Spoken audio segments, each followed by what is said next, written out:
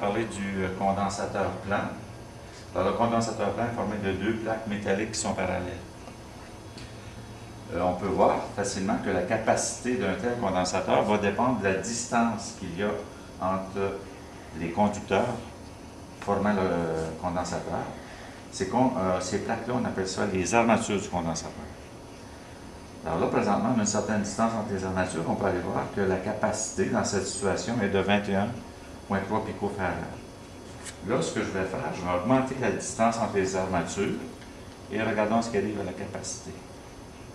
La capacité, on peut voir, diminue lorsqu'on augmente la distance entre les armatures du condensateur. Donc, la capacité du condensateur dépend de la distance. Maintenant, on a ici un arrangement de condensateur plein pour lequel on a la possibilité de changer l'air entre les armatures. Alors, il suffit de tourner le bouton comme ça ici. Et on peut voir que l'air entre les armatures change. Dans cette position-là, ici, l'air entre les armatures est à valeur maximale. On va brancher le capacimètre sur le condensateur.